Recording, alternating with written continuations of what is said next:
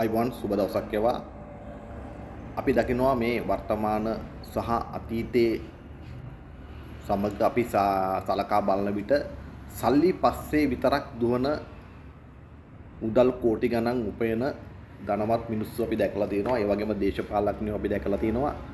ඒ අතරින් 100ට කී දෙනෙක් වගේද තමන්ගේ ධනය රට වෙනුවෙන් ඒ වියදම් කරලා ඒ රටේ තියෙන සම්පත් වලට වියදම් කරන ඒ දානපතියෝ ඊටාත්ම අල්ප ප්‍රමාණයක් තමයි ලංකාවේ බිහි වෙලා තියෙන්නේ. අන්න එවැනි අල්පයක් වූ මනුෂ්‍යත්වයක් ගැන තමයි මේ කතා කරන්න ලෑස්ති වෙන්නේ. කොළඹ නගරයේ පාරිසරික පිහිටීමට ප්‍රධානතම හේතුවක් වගේම ලොකු බලපෑමක් එල්ල කරන වැවක් තමයි බීරේ වැව කියන්නේ. එය මුළුමනින්ම පිරිසුදු කර ප්‍රතිසංස්කරණය කිරීමේ දැවැන්ත ව්‍යාපෘතිය සඳහා වැය වෙන සම්පූර්ණ පිරිවැය තනිවම දැරීමට මෙරට ප්‍රමුඛ පෙළේ ප්‍රකෝටිපති ව්‍යාපාරිකයෙකු මෙන්ම ප්‍රවීණ නාමික ඉංජිනේරුවෙකු වන නහිල් විජේසූරිය මහතා නිල වශයෙන්ම එකඟ වෙලා තිබෙනවා.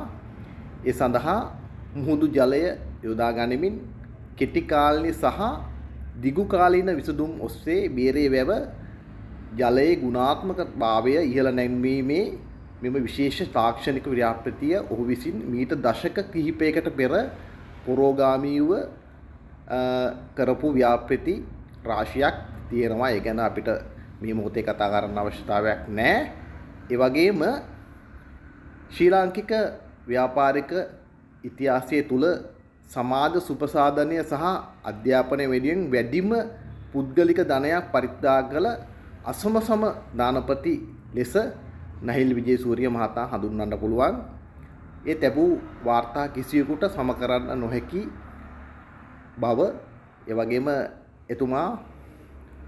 එතුමාගේ විද්‍යාලය වන මහනුවර ත්‍රිත්ව විද්‍යාලයට ඒ වගේම අනාගත අධ්‍යාපන සහ යටිතල පහසුකම් සංවර්ධනය වෙනුවෙන් ඒ ත්‍රිත්ව විද්‍යාලයට රුපියල් බිලියන 3ක මුදලක් පරිත්‍යාග කළා තිනවා. අති දැවැන්ත මුදලක්. සාමාන්‍ය නාවික ඉංජිනේරුවෙකු ලෙස වෘත්තීය ජීවිතය ආරම්භා සිය අසමසම ව්‍යාපාරික ඥානය ඔස්සේ ශ්‍රී ලංකා ප්‍රධාන නියෝජිත ආයතනය ඔස්සේ ව්‍යාපාර පිළිබඳ අධිරාජ්‍යයන් ගොඩනැගූ නහිල් විජේසූරිය ජීවන කතාව වඩාත් ආකර්ෂණීය වන්නේ ඔහුගේ මෙම දානපතිත්වය හෝ ඔහුගේ විවාහයන් 3ක් ඇතුළත් පෞද්ගලික ජීවිතය නිසාම නොවේ.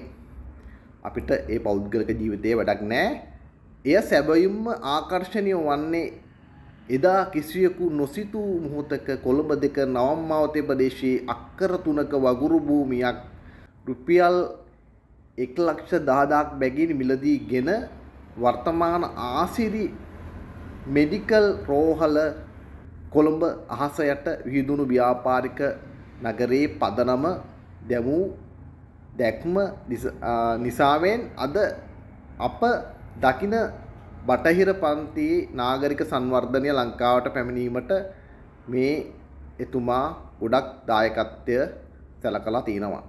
කොහොම නමුත් මේ බීරේ වැව ව්‍යාපෘතිය සඳහා එතුමා ලබා දෙන ඒ දායකත්වය ඉතාමත් වැදගත් වෙයි. මොකද මේ අපි ඒ කොළඹ යන සෑම මොහොතකම බීරේ වැවේ අපිරිසුදුකම ඉතාමත්ම හොඳින් දිස්වන කාරණාවක්. ඒක ඇත්තටම නැවත සැකසීම ඉතාමත්ම අවශ්‍ය කාරණාවක්. මෙන් අපිට ප්‍රධාන වශයෙන් මේ කතා කරන්න ප්‍රධාන අවශ්‍යතාවය තමයි ධනය යනු රැස් කර තැබිය යුතු දෙයක් නොව සමාජයේ අභිවෘද්ධිය උදෙසා නිසි පරිදි සංස්කරණය කළ යුතු මෙවලමක් බවත් ව්‍යාපාරික පරපුර වටහාගත යුතුය.